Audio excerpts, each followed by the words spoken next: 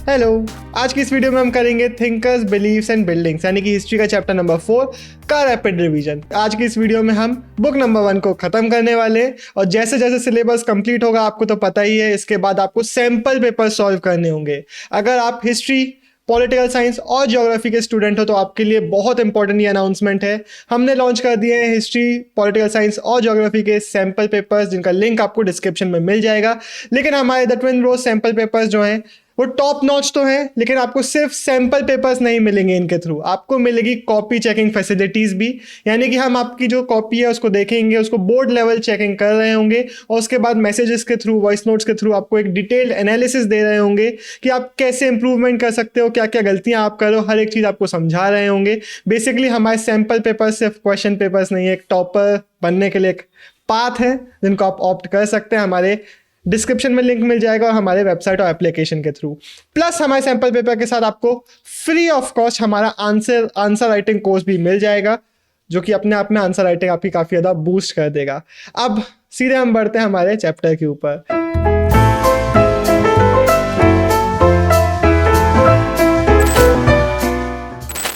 19th century के जो Europeans Indian subcontinent में आ रहे थे, इनको इंडिया का आर्ट मॉन्यूमेंट्स वगैरह जो दिख रहे थे वो बहुत अच्छे लगते थे। तो ये लोग क्या कोशिश करते थे कि भाई चलो ईस्टर्न गेटवे उसको उठा के लंदन ले गए, अपने घर में रख लिया, म्यूजियम लेके चले गए, ये सब चीज़ें करने की कोशिश करते थे। यही चीज़ हुई जब फ्रेंच ने बोला कि जो स्तूपा का ईस्टर्न गेटवे है इसको हमें अपने घर लेके जाना है। सेम चीज़ बोली इंग्लिश मैन ने।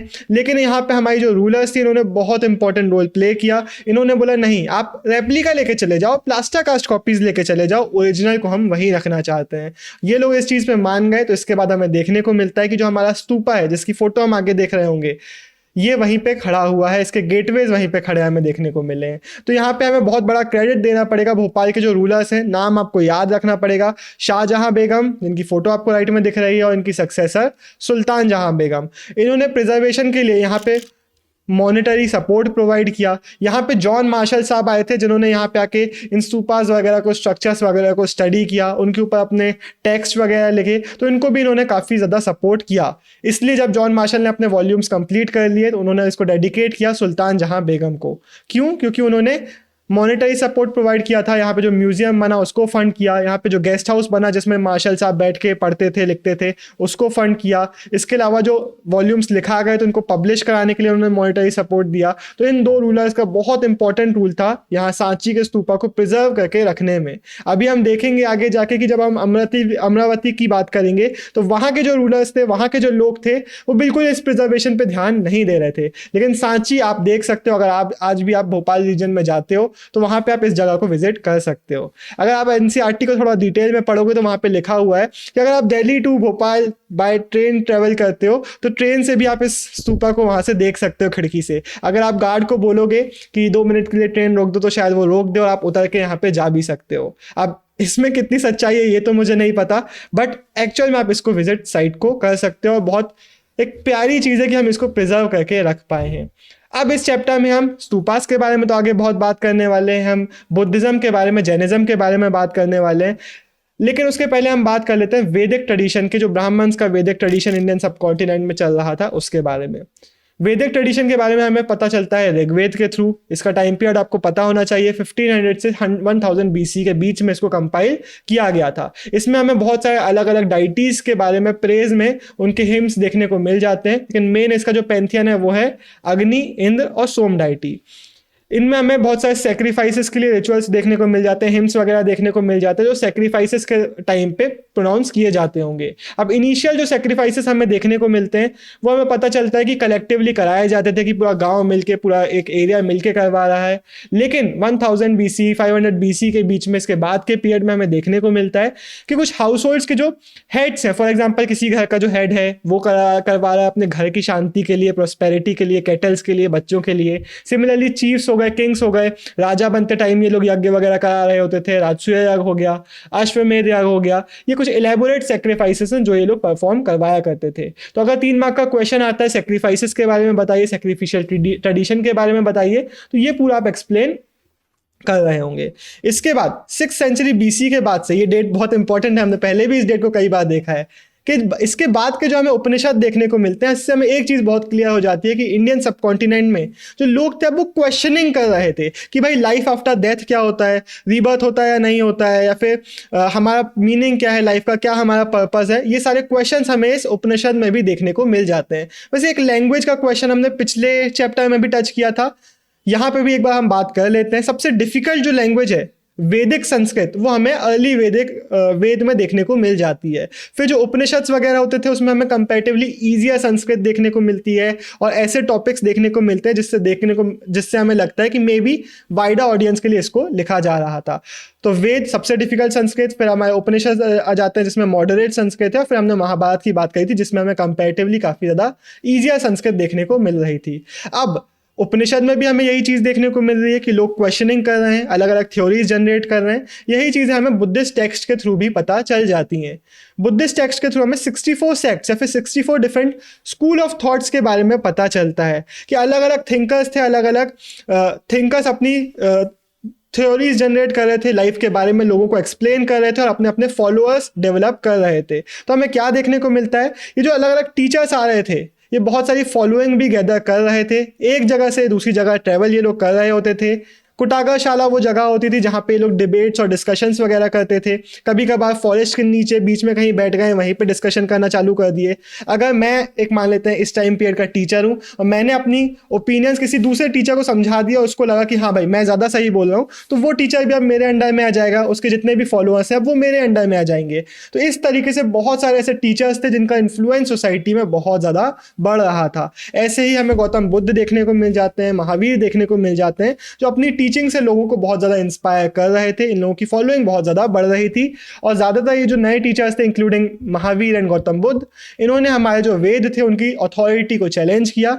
प्लस इन्होंने इंडिविजुअल एजेंसी को सबसे ज़्यादा इन्फ्लुएंस दिया, सबसे ज़्यादा एम्फेसिस दिया। इन्होंने बोला कि आपके खुद के एक्शन मैटर करते हैं, डिवाइन ओरिजिन की कोई चीज़ नहीं है, कोई और आपके लिए कुछ नहीं कर सकता, आपको खुद से अपने एफर्ट्स डालने पड़ेंगे अगर आपको इस वर्ल्ड से फ्री होना है। तो अब यहाँ पे हम दोनों फिलॉसफी देखेंगे, पहले जैन फिलॉसफी, फिर हमारी गौतम बुद्ध की फिलॉसफी।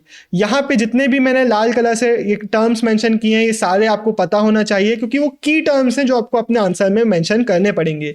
तो ये इसका क्वेश्चन बन जाता है, बुद्धिज्म का भी क्वेश्चन बन जाता है। तो एक बार ध्यान लगा के इसको हम सुन लेते हैं। सबसे पहले वर्धमान, महावीर का दूसरा नाम पूछा जा सकता है एमसीक्यू में, वर्धमान। इनके पहले 23 तीर्थंकर मतलब हमारे जैन फिलॉसफी, जैन के टीचर्स आ चुके थे।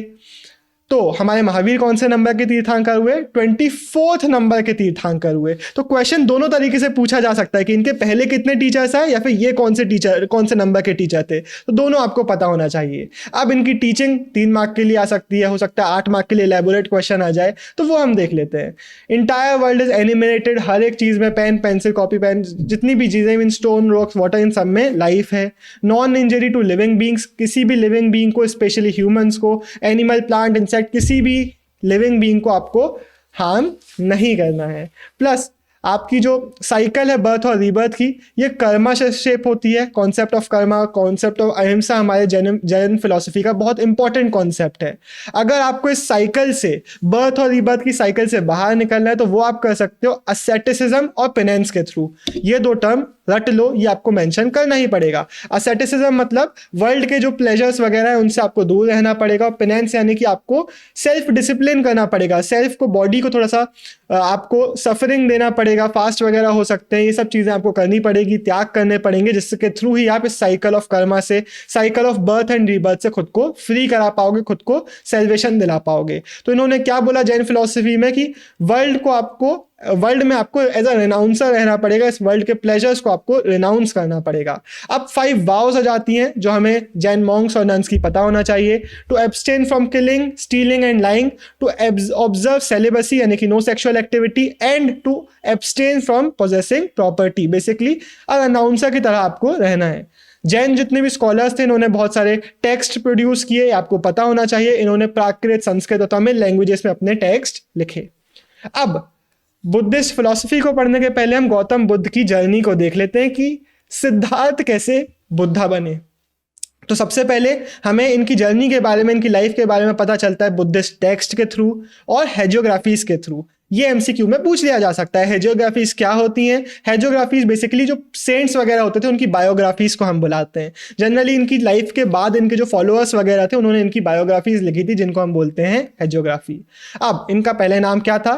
महावीर का था वर्धमान, बुद्धा का था सिद्धार्थ। सिद्धार्थ एक साक्या क्लैन के चीफ के बेटे थे। मतलब इनकी जो लाइफ अपब्रिंगिंग थी वो बहुत ज़्यादा शेल्टर्ड थी, बहुत ज़्यादा प्रोटेक्टेड लाइफ ये जी रहे थे। एक दिन इन्होंने बोला अपने रथ चलाने वाले को कि चलो भाई शहर के अंदर लेके चलो। तो जब वो शहर के अंदर गए तो उन्होंने वहाँ पे देखा और उनको एक बहुत ट्रॉमेटिक लाइफ एक्सपीरियंस हुआ। उन्होंने एक ओल्ड मैन को देखा, उन्होंने एक सिक मैन को देखा, एक कॉप्स, एक डेड बॉडी को देखा और इनको लगा कि भाई लाइफ में तो बहुत ज़्यादा पेन है, बहुत ज़्यादा सफरिंग है, सबको एक ना एक दिन इसी तरीके से मर जाना है। फिर इन्होंने देखा एक होमलेस मेंडिकेंट, एक भिखारी को, और इनको ऐसा लगा कि यार शायद इस भिखारी ने इस वर्ल्ड को, इस लाइफ के सौरों को, इस बाउंड टू हैपन एंड को एक्सेप्ट कर लिया है। तो इन्होंने बोला मुझे भी इसी पाथ पे आगे निकलना है। इन्होंने अपना पैलेस छोड़ा, अपना घर बार छोड़ा और इस राह पे निकल गए। पहले उन्होंने अलग अलग पाथ को एक्सप्लोर किया। बॉडीली मॉर्टिफिकेशन यानी कि खुद को इंटेंस पेनेंस कराने का, इंटेंस सफरिंग देने का पाथ भी चूज किया, जिसमें इनकी बोला जाता है कि डेथ भी होने वाली थी एक बार तो।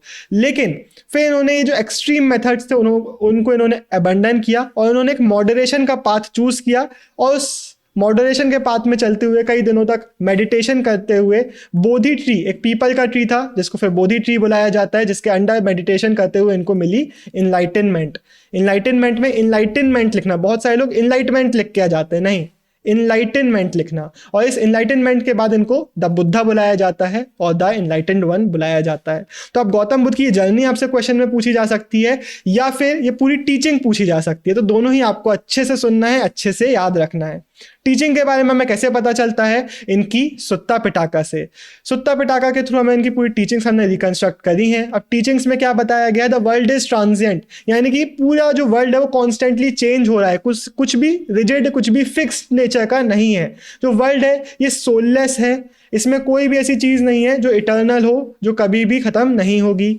वर्ल्ड में फिर एक बहुत इंटरेस्टिंग और बहुत प्यारी लाइन इनकी आती है, sorrow is intrinsic to human existence. मतलब अगर आप एक ह्यूमन बीइंग हो, अगर आपकी ह्यूमन एग्जिस्टेंस है तो उसमें सॉरो तो आएगा ही आएगा, पेन तो आएगा ही आएगा।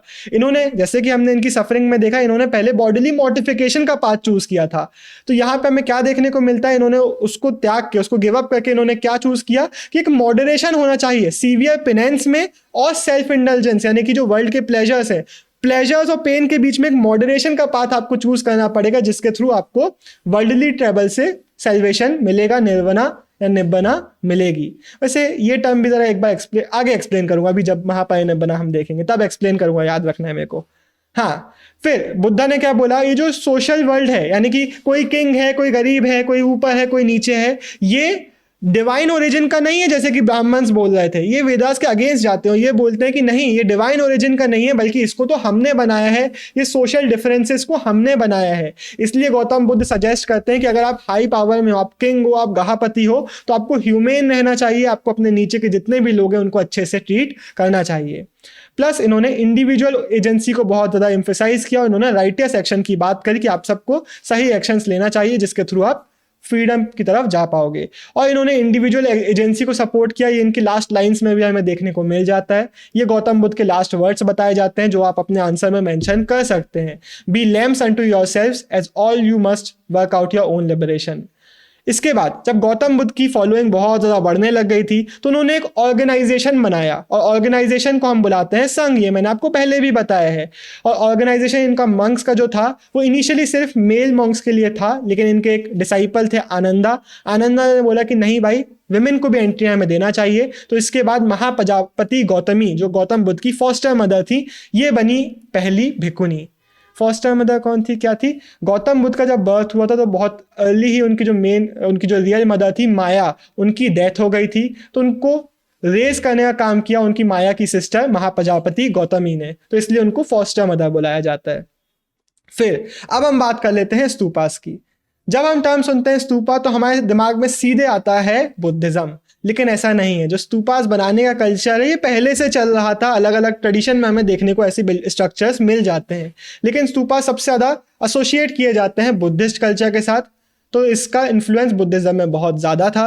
गौतम बुद्ध के जो रेलिक्स थे, यानी कि उनके जो बॉडीली रिमेन्स थे, बोला जाता है उनके टूथ, उनके बोन्स वगैरह बॉडीली रिमेन्स हो गए, उनके जो ऑब्जेक्ट्स वगैरह जो यूज़ करते थे, इनको बुलाया जाता है उनके रेलिक्स। इनको कई स्तूपास में बैरी किया गया है। अशोक वादना एक टेक्स्ट था जिसमें बताया जाता है कि अशोका ने बहुत सारे गौतम बुद्ध के जो रेलिक्स हैं इनको डिस्ट्रीब्यूट किया था इधर उधर, और उसके बाद उनके ऊपर स्तूपास बनवाए गए थे।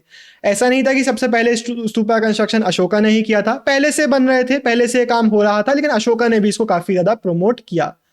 गौतम बुद्ध के और अशोका के टाइम पीरियड के बीच में लगभग 200-250 साल का डिफरेंस है। In case anyone needed to know, ये क्वेश्चन बोर्ड में नहीं आएगा, बट मैंने बता दिया, पता होना चाहिए।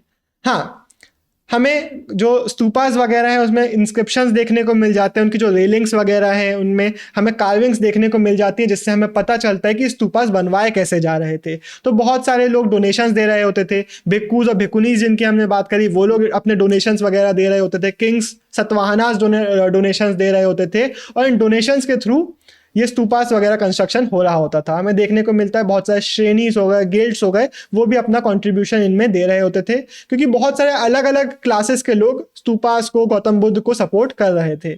अब स्तूपास का जो स्ट्रक्चर है ये बहुत ज़्यादा इंपॉर्टेंट है। सबसे पहले ये हमें देखने को मिल जाता है हमारा अंडा, जो कि एक माउंड लाइक स्ट्रक्चर है। उसके ऊपर हमें हर्मिका देखने को मिल जाता है, जिसको बोला जाता है अबोर्ड ऑफ गॉड्स। याद रखना कि यहाँ पे गॉड का अबोर्ड है, गॉड का घर है। उसके ऊपर हमें यष्टि देखने को मिलती है। यष्टि मतलब कि एक पोल देखने को मिलता है जिसमें एक अम्ब्रेला लगा होता है अक्सर। तो ये टर्म्स आपको याद रखना है, अंडा, अंडा के ऊपर हर्मिका, हर्मा के ऊपर यष्टि, और यष्टि के ऊपर एक अम्ब्रेला या फिर छतरी। तो जब ये पूछा जाएगा तो ये पूरा आप एक्सप्लेन कर रहे होंगे। इसके बाद कुछ इंटरेस्टिंग चीज़ें, पहले के जो हमें स्तूपास देखने को मिलते हैं जो अर्लियर पीरियड्स में बनाए गए थे, चाहे वो सांची का स्तूपा हो गया, चाहे वो भारत का स्तूपा हो गया, वो जनरली प्लेन होते थे, एक्सेप्ट कुछ फीचर्स होते थे, जैसे कि हमें स्टोन रेलिंग देखने को मिल जाती है, जो कि ऐसा लगता है कि भाई वुडन फेंस बनाई गई हो, ऐसी स्टोन रेलिंग देखने को मिल जाती है। तो ये था हमारे सांची के स्तूपा में। हमें गेटवेज देखने को मिल जाते हैं 4 कार्डिनल पॉइंट्स में, नॉर्थ, साउथ, ईस्ट, वेस्ट में देखने को मिल जाते हैं। जो हमारे वर्शिपर्स होते थे वो ईस्टर्न साइड से आते थे, फिर अपने राइट साइड में माउंट को रखते हुए एक क्लॉकवाइज डायरेक्शन में चक्कर लगाते थे, और फिर निकल जाते थे। बेसिकली जो सन का मूवमेंट होता है ईस्ट टू वेस्ट, उसको फॉलो ये लोग कर रहे होते थे अपनी वर्शिप में। तो ये हमें यहाँ पे देखने को मिल जाता है। लेकिन ओवरऑल जो हमारे सांची और भारत का स्ट्रक्चर है वो प्लेन है कंपैरेटिवली बाद के जो स्तूपास बनवाए गए थे उनसे। हमें बाद के स्तूपा देखने को मिल जाते हैं, जैसे कि अमरावती का हो गया, शाहजी का डेरी हो गया पेशावर पाकिस्तान में। इनमें बहुत इलेबोरेट स्ट्रक्चर्स बनवाए गए थे। बेसिकली यहाँ पे पैनल्स बनवा दिए गए थे, स्कल्पचर्स वगैरह रखने के लिए, कार्विंग्स वगैरह बहुत ज़्यादा की गई थी, नीशेस बनवाए गए थे। तो ये सारी चीज़ें यहाँ पे देखने को मिल जाती हैं लेटर स्ट्रक्चर्स में। लेकिन अब यहाँ पे एक इंटरेस्टिंग क्वेश्चन आ जाता है। आपको पता होना चाहिए अमरावती और सांची का फेट क्या हुआ। सांची का तो हमने देख लिया कि सरवाइव करता है, लेकिन अमरावती का सरवाइव नहीं कर पाया है। वैसे एक चीज़ याद रखना, सांची का स्तूपा बनवाया पहले गया था अमरावती के, लेकिन जब हमने इसको रीडिस्कवर किया तो हमें पहले मिल गया अमरावती का। और फिर अमरावती के स्तूपा की क्या ही दुर्दशा हुई है भाई, देख ही लो। ये पूछ लिया जाता है तो अच्छे से सुनो। 1796 में एक लोकल राजा था, वो उसको अपना टेम्पल बनवाना था, तो उसको यहाँ अमरावती का रूइंस मिल गए। तो उसने बोला बढ़िया है भाई, यहाँ पे तो रॉक्स मिल रहे हैं, ब्रिक्स मिल रही है, इसी को उठा लो, इसी को यूज़ कर लेंगे, पहला कबाड़ा। फिर इसको ये भी लगा कि यहाँ पे हो सकता है कोई ट्रेजर छुपाया हुआ हो, तो बढ़िया उसने खोद खाद डाला अमरावती के स्तूपा को। इसके बाद यहाँ पे कॉलिन मैकेंजी आए, जिन्होंने यहाँ पे स्टडी वगैरह किया, ड्राइंग्स वगैरह बनाए, लेकिन इनके ड्राइंग्स कभी भी पब्लिश नहीं किए गए। तो अगेन यहाँ पे जो अमरावती में काम हो रहा है उसको कोई रिकॉग्निशन नहीं मिली। 1854 में वॉल्टर एलियट आए, जो कि गुंटूर के कमिश्नर थे। इन्होंने तो कबाड़ा ही कर दिया। इन्होंने देखा कि भाई अमरावती है, और इन्होंने इस चीज़ को रिकॉग्नाइज किया कि मे बी ये एक बहुत बड़ा स्ट्रक्चर होगा, मे बी बुद्धिस्ट में से सबसे बड़ा स्ट्रक्चर ये अमरावती वाला होगा। लेकिन इन्होंने इसकी वैल्यू को बिल्कुल भी एक्सेप्ट नहीं किया। इन्होंने यहाँ पे जो स्टोन स्लैब्स मिल रहे थे इनको उठाया, उनको कहीं और लेके चले गए। तो इन स्टोन्स को जो लेके गए थे यहाँ से, उनको बुलाया जाता है एलियट मार्बल्स। बेसिकली जहाँ पे स्ट्रक्चर बना हुआ था वहाँ से उठा के कहीं और लेके चले गए। हमें 1850s तक देखने को मिल जाता है कि कुछ स्टोन स्लैब्स मद्रास पहुँच गए थे, कुछ कहीं और पहुँच गए थे, कुछ लंदन पहुँच गए थे, कोई किसी के घर में रखा हुआ था, तो कोई किसी म्यूजियम में रखा हुआ था। कोई वैल्यू ही नहीं की गई अमरावती के उस स्पॉट की जहाँ पे एक्चुअल में उसको कंस्ट्रक्ट किया गया था। सोचो अगर हम ताजमहल को भी उठा के उसके दीवार लेके अपने घर में लेके आ जाए तो कितना हम उसके कल्चर को लूट लेंगे। वो हुआ अमरावती के साथ। तो रीज़न क्या था कि क्यों अमरावती के साथ ऐसा हुआ? क्योंकि अमरावती को हमने बहुत जल्दी डिस्कवर कर लिया था और कोई भी सही फैक्टर इसके साथ काम नहीं कर रहा था। जिसने भी इसको देखा उसने इसका कबाड़ा मचा दिया। एच कोल नाम के एक व्यक्ति थे जिन्होंने बोला कि नहीं, इन सितु प्रिजर्वेशन करना चाहिए, मतलब जहां पे मिला है, जैसी कंडीशन में मिला है, हमें उसको वैसे ही रखना चाहिए। लेकिन ये बात अमरावती के साथ नहीं मानी गई। लकीली हमने देखा कि सांची के केस में ऐसा नहीं हुआ। वहां के जो रूलर्स थे वो समझते थे कि भाई इसको प्रिजर्व करना कितना ज़्यादा इंपॉर्टेंट है। तो सांची के साथ बहुत सारे ऐसे फैक्टर्स थे जो उसके फेवर में काम कर रहे होते थे। मैं खुद ये पीपीटी बनाता हूँ, फिर मैं ऐसे स्पेलिंग मिस्टेक कर लेता हूँ, मेरे को बड़ा बुरा लगता है। आप लोग ऐसे मत करना, आप लोग प्लीज समझदार हो जैसे काम करना। अब जब हमें कोई आर्ट मिलता है, जब हमें मॉन्यूमेंट्स वगैरह मिलते हैं, तो वहां पे एक इंटरेस्टिंग चीज ये होती है कि उनका मीनिंग हमें डायरेक्टली समझ में नहीं आता है। फॉर एग्जाम्पल, हमें बुद्धिस्ट बहुत सारे ऐसे स्कल्पचर्स देखने को मिलते हैं जहाँ पे एक एम्प्टी सीट बनाई गई है, तो उससे हमें लगता है कि भाई ये सीट क्यों बनाई गई है। लेकिन जब हम टेक्स्ट को पढ़ते हैं तब हमें समझ में आता है कि जो एम्प्टी सीट है ये गौतम बुद्ध की मेडिटेशन को रिप्रेजेंट कर रहा है। तो वहाँ पे बुद्धा को नहीं बनाया गया है, बस एक एम्प्टी सीट को बना दिया गया है, लेकिन वो रिप्रेजेंट उनकी मेडिटेशन को कर रहा है। ऐसे ही स्तूपा रिप्रेजेंट करता है महापरिनिब्बना को। अब समझ लेते हैं निब्बना क्या होता है, महापरिनिब्बना क्या होता है। फॉर एग्जाम्पल, मान लेते हैं मैं एक व्यक्ति हूं, अगर मैंने एकदम मेडिटेशन किया, नॉलेज गेन किया, तो मैं अभी निब्बना गेन कर सकता हूं। मैं अलाइव हूं लेकिन मैंने इनलाइटनमेंट गेन कर लिया, तो ये हो गया निब्बना गेन करना। लेकिन मेरी डेथ के बाद, अब जब मेरी डेथ होगी तो मैं साइकिल ऑफ रीबर्थ और बर्थ से निकल चुका हूंगा, तो इसको बोलेंगे परिनिब्बना गेन करना। लेकिन जब यही चीज गौतम बुद्ध के साथ हुई, तो अब गौतम बुद्ध थे वो, तो उनके लिए हम वर्ड यूज करते हैं महापरिनिब्बना होना। महापरिनिब्बना मतलब अब उनकी डेथ हो चुकी है, वो साइकिल से बाहर निकल चुके हैं। फिर जब हमें व्हील देखने को मिलता है तो हम बोलते हैं कि भाई ये व्हील रिप्रेजेंट कर रहा है गौतम बुद्ध का फर्स्ट सरमन। ये आपको याद होना चाहिए कि कहाँ दिया था इन्होंने, सारनाथ में अपना फर्स्ट सरमन दिया था। ऐसे ही हमें शालाभंजिका के स्कल्पचर्स देखने को मिल जाते हैं। बेसिकली जो स्तूपास वगैरह होते थे उनमें बहुत सारी चीज़ें बनाई गई होती थी, तो उसमें हमें एक ब्यूटीफुल विमेन के देखने को मिल जाते हैं स्कल्पचर्स, जो कि एक गेटवे से लटकी हुई हैं, एक ट्री को होल्ड कर रही हैं। तो अब हमें समझ में नहीं आता कि इसका मीनिंग क्या है। तो इससे अगेन हमें क्या करना होता है, आर्ट को लिटरेचर के साथ कंपेयर करना होता है और समझने की कोशिश करना होता है। हो सकता है कि जो अलग अलग लोग अब बुद्धिज्म में आ रहे थे वो अपने अपने कल्चर को इसमें लेके आ रहे थे। हो सकता है ऑस्पिशियस सिंबल की तरह देखा जाता हो शालाभंजिका को। हो सकता है कि ये डेकोरेट करने के लिए स्तूपा को उसमें बनाया गया था। अब शालाभंजिका की बात कर ही रहे हैं तो इनके हम फिगर्स वगैरह भी देख लेते हैं। Wrong picture. ये है हमारी शालाभंजिका, ज़्यादा दूर नहीं है बट ये है हमारी मेन शालाभंजिका। इसके अलावा ये हमें देखने को मिल रहा है, ये हमारा स्तूपा है, ये हमारा व्हील है, और ये है हमारी एम्प्टी सीट, और ये है हमारे पीछे बोधि ट्री। उसके अलावा और कुछ भी हम देख लेते हैं। एनिमल्स को रिप्रेजेंट किया जाता था। सांची में अगर आप जाओगे तो बहुत सारे स्कल्पचर्स में एनिमल्स वगैरह बनाए गए हैं, एलिफेंट्स हो गए, बाकी कैटल वगैरह, ये सब बनाए गए हैं। फिर हमें एक और विमेन का देखने को मिलता है स्कल्पचर, जिसके पीछे हमें आसपास हमें लोटस देखने को मिल जाते हैं। साथ में बहुत सारे एलिफेंट्स देखने को मिलते हैं उनके साथ, जो कि ऐसा लग रहा है कि उनके ऊपर वाटर स्प्रिंकल कर रहे हैं, जैसे कि उनका कोई अभिषेक परफॉर्म करवा रहे हो। तो अब हमारे हिस्टोरियंस को समझ में नहीं आता कि ये माया है, गौतम बुद्ध की मदर, या फिर गजलक्ष्मी है। कभी कभार हम क्वेश्चन करते हैं कि भाई हो सकता है माया हो सकता है गजलक्ष्मी हो सकता है जो देखने वाले हो उनको as both as Maya and Gajalakshmi देखते हो। हमें नहीं पता, हम कोशिश कर सकते हैं लेकिन एग्जैक्टली पता लगाना इतना आसान काम नहीं है। इसी का एक एग्जांपल है सरपेंट से। हमें ऐसे बहुत सारे सरपेंट इमेजेस देखने को मिल जाते हैं। तो जब यहाँ पे कुछ आर्ट हिस्टोरियंस आते हैं जिनको लिटरेचर का कोई नॉलेज नहीं होता, तो उनको तो ये लगने लगता है कि ये जो जगह है यहाँ पे एनिमल वर्शिप बहुत ज़्यादा की जाती होगी। इसका एग्जाम्पल हमारे एनसीईआरटी में दिया हुआ है सरपेंट से रिलेटेड, फर्ग्यूसन सांप का। फर्ग्यूसन सांप यहाँ पे आते हैं और बोलते हैं कि भाई इतने सारे सांप बने हुए हैं, पक्का ये लोग वर्शिप करते होंगे। लेकिन एक्चुअल में क्या है कि जो सीट है वो ज़रूरी नहीं है कि सीट वर्शिपिंग को पोर्ट्रे कर रही हो। ज़रूरी नहीं है कि एनिमल बना है, एलिफेंट बना है या सांप बना है तो वो सिर्फ उनकी वर्शिप को पोर्ट्रे कर रहा हो, बल्कि हमें देखने को मिलता है कि डीपर कनोटेशंस के साथ इन इमेजेस को, इन सिंबल्स को बनाया जाता था। अब हमने मेन बुद्धिज्म की तो बात कर ली, लेकिन हमें यह भी देखने को मिलता है कि फर्स्ट सेंचुरी सी के बाद से बहुत सारे चेंजेस आने लग गए बुद्धिज्म फिलॉसफीज में भी। सेवियर का आइडिया हमें इमर्ज होते हुए मेनली देखने को मिल जाता है। पहले गौतम बुद्ध क्या बोल रहे थे, सेल्फ एफर्ट, खुद से एफर्ट डालो, इंडिविजुअल एजेंसी। लेकिन अब हमें देखने को मिलता है कि बोधिसत्तास का कॉन्सेप्ट आ गया है। ये वो लोग हैं जो खुद के एफर्ट से अब cycle of birth and rebirth से फ्रीडम अटेन नहीं कर रहे हैं, बल्कि दूसरों को हेल्प कर रहे हैं निर्वाणा अटेन करने के लिए। तो ये कॉन्सेप्ट हमें देखने को मिलता है। तो जब ये कॉन्सेप्ट आया तो बुद्धा की, बोधिसत्तास की बहुत सारी इमेजेस पॉपुलराइज होने लगी, इन लोगों की इमेजेस वर्शिप की जाने लगी, स्कल्पचर्स बनाए जाने लगे, उनको वर्शिप किया जाने लगा। अब ये जो न्यू वे ऑफ थिंकिंग है वो खुद को बुला रहे हैं वो लोग महायाना, जिसका लिटरल मीनिंग एमसीक्यू में पूछा जा सकता है द ग्रेट व्हीकल। और जो पुरानी थिंकिंग वाले लोग हैं उनको ये महायाना वाले लोग बुलाते हैं लेसर व्हीकल या फिर हिनायाना। आपके लिए एक क्वेश्चन मैं यहाँ पे ये छोड़ रहा हूँ कि जो पुरानी थिंकिंग वाले लोग थे वो खुद को क्या बुलाते थे, ये आप कमेंट में आंसर करेंगे। अगर आपको याद है तो एक बॉक्स में वहां पे दिया हुआ है, ठीक है। जिसको नहीं बनता है वो कमेंट पढ़ लेना।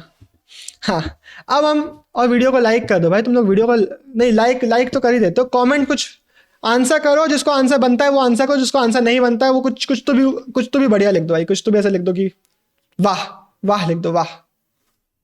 हाँ, अब हम आगे बढ़ते हैं। नोशन ऑफ सेवियर सिर्फ बुद्धिज्म का कॉन्सेप्ट नहीं है, हिंदुइज्म में भी देखने को मिल जाता है। फॉर एग्जाम्पल हमें वैष्णविज्म, वैसे अभी हम बुला रहे हैं वैष्णविज्म और शैविज्म को हिंदुइज्म में, उस टाइम पे इनको एज अलग अलग सेक्ट देखा जाता था, बाद में हमने इन सबको हिंदू प्रैक्टिसेस बुलाना चालू कर दिया। तो वैष्णविज्म जिनके चीफ गॉड थे विष्णु जी, शैविज्म जिसके चीफ गॉड थे शिव जी। विष्णु जी को अलग अलग फॉर्म्स में रिप्रेजेंट किया जाता है, 10 अवतार बताए जाते हैं इनके कि भाई ये सारे अलग अलग जगहों पे वर्शिप की जा रही है, लेकिन सबको बोला जाता है कि ये विष्णु जी के ही गॉड हैं, विष्णु जी के ही अवतार हैं। तो बेसिकली एक क्लोज नेट कम्युनिटी बनाने के लिए हमें ये चीज़ देखने को मिल जाती है। शैविज्म में शिव जी को अलग अलग फॉर्म में रिप्रेजेंट किया जाता है, चाहे वो शिवलिंग हो, कई जगहों पे उनको ह्यूमन फॉर्म्स में रिप्रेजेंट किया जाता है। तो ये चीज़ें हमें हिंदू सोसाइटी में भी देखने को मिल रही थी। अब एक तरफ बुद्धिज्म में हमें स्तूपास वगैरह देखने को मिल रहा है, यहाँ पे हमें टेम्पल्स वगैरह देखने को मिल रहे हैं। इनिशियली स्तूपास भी प्लेन होते थे, यहाँ पे जो टेम्पल्स है वो भी प्लेन होते थे। सिंपल एक स्क्वायर रूम बना दिया जाता था, एक दरवाजा, घुसो, प्रेयर करो, निकलो, अंदर फोटो वगैरह लगी है। इसको बोलते थे गर्भगृह। लेकिन फिर इसके ऊपर बड़े बड़े स्ट्रक्चर्स बनाए जाने लगी, इसके आजू बाजू चीज़ें बनाई जाने लगी। तो इनिशियली गर्भगृह के बाद उसमें शिखर ऐड किए जाने लगे, पुराने जो टेम्पल थे उसी में ही एडिशन कर देते थे या फिर नए बड़े बड़े टेम्पल बनवाने लगते थे। और जो लेटर पीरियड्स के हमें टेम्पल देखने को मिलते हैं उसमें तो हमें असेंबली हॉल्स भी देखने को मिलते हैं और बड़े बड़े वेल्स देखने को मिल जाते हैं, गेटवे देखने को मिल जाते हैं। हम विजयनगर वाले चैप्टर में ऐसे ही टेम्पल्स की बात कर रहे होंगे। फिर यहीं पर टेम्पल कंस्ट्रक्शन का काम रुका ही नहीं, बल्कि और भी बहुत सारी चीज़ें हुई। फॉर एग्जाम्पल हमें देखने को मिलता है कि केव टेम्पल्स भी बनवाए जाने लगे। हमें आजीविका सेक्ट के लिए गए बहुत सारे केव टेम्पल्स देखने को मिल जाते हैं। फॉर एग्जांपल हमारा कैलाशनाथ एट एलोरा जो टेम्पल है, ये भी एक ऐसा टेम्पल है जिसको केव से कार्व आउट किया गया है। और जब स्कल्पटर ने इसको बना लिया तो उसका बताया जाता है कि उसने पूरा देखा और बोला कि भाई कैसे बना लिया मैंने। तो बेसिकली ये पूरा टेम्पल कंस्ट्रक्शन का हमारा प्रोग्रेस इस पैराग्राफ में बताया गया है। हो सकता है आपसे पूछ लिया जाए तो आप ये पूरा एक्सप्लेन वहां पे करके आ रहे होंगे। अब एक लास्ट क्वेश्चन ये इस चैप्टर से पूछा जा सकता है कि कैन वी सी एवरीथिंग, क्या हम हर चीज़ को देख पा रहे हैं? तो इसका आंसर 100% क्लियर है कि नहीं। हम एक फ्रैक्शन को ही, किसी भी चैप्टर में हिस्ट्री के एक फ्रैक्शन को ही टच कर पाते हैं। बहुत सारी ऐसी चीज़ें होती होंगी जो हम छोड़ देते हैं, जिसके हमें कोई एविडेंस ही नहीं मिलते, जिसके बारे में हमें कभी पता चलता ही नहीं है। लेकिन यहाँ पे एक मेथड दिया हुआ है कि कैसे हम कंपेयर करने की कोशिश करते हैं, कैसे हम किसी भी चीज़ को स्टडी करने की कोशिश करते हैं। पहला तरीका तो हो गया कि हमने सिर्फ प्रेजेंट डे में, फॉर एग्जांपल मेरे पास अभी प्रेजेंट डे में बॉटल है, अगर हमें पास्ट का कोई एक बॉटल के जैसा शेप की चीज़ दिखती है तो मैं अज्यूम कर लूँगा कि जो चीज़ हमें मिली है उसमें पानी भरा जाता होगा या उससे पानी पिया जाता होगा। लेकिन ये हमेशा अच्छा मेथड नहीं है। फॉर एग्जांपल यहाँ पे बताया गया है कि जो हमारे यूरोपियन स्कॉलर्स थे, जो हमारे इंडियन आर्ट को देखते थे, उसको ये लोग ग्रीस के आर्ट से कंपेयर करने की कोशिश कर रहे होते थे। लेकिन ये सही तरीका नहीं है। हमें देखने को मिलता है जो ग्रीस का आर्ट है वो थोड़ा सा रियलिस्टिक टाइप का आर्ट है, लेकिन इंडियन आर्ट फॉर्म में हमें ये चीज़ देखने को नहीं मिल रही है। विष्णु जी को, शिव जी को या फिर किसी भी डाइटी को रियलिस्टिक फॉर्म में अक्सर पोर्ट्रेट नहीं किया जा रहा होता था। उनके अलग अलग हाथ बनाए गए हैं, अलग अलग फीचर्स उनके दिखाए गए हैं, एनिमल वर्शिपिंग के लिए एनिमल्स वहाँ पे ऐड किए गए हैं, यूनिकॉर्न्स वगैरह बनाए गए हैं। तो जब यूरोपियन स्कॉलर्स हमारे इंडियन आर्ट को देखते थे तो वो लोग बोल देते कि बहुत घटिया आर्ट फॉर्म है, इन लोग का आर्ट अच्छा नहीं है। लेकिन क्या ये सच है? नहीं।